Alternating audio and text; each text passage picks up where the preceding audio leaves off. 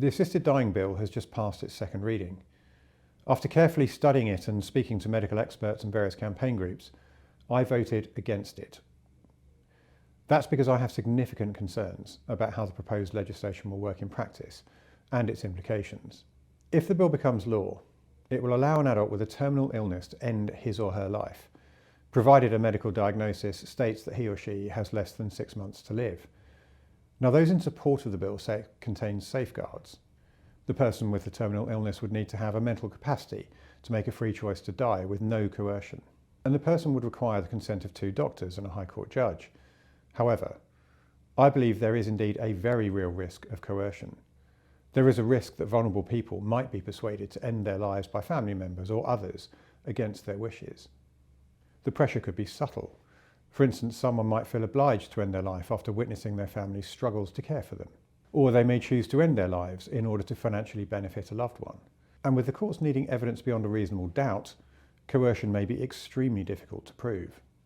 And in my view, the requirement of the consent of 2 doctors and a High Court judge are not reassuring, and nor are they adequate safeguards. There are just too many unknowns and hypotheticals. For instance, what if the life expectancy of the terminally ill person is misjudged by a doctor? How do we safeguard against a medical professional who has a casual or even favourable attitude towards assisted dying? The risk of this becoming a slippery slope is another concern.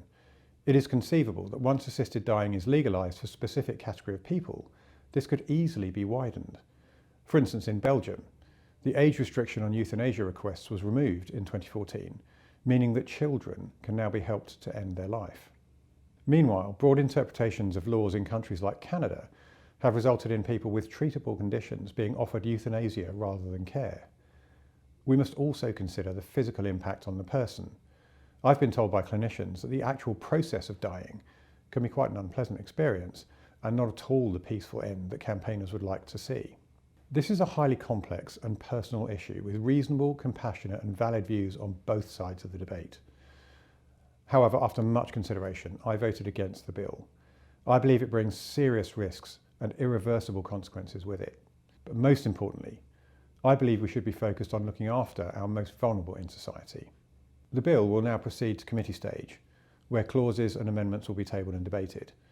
I will continue to oppose it throughout the remainder of its parliamentary journey.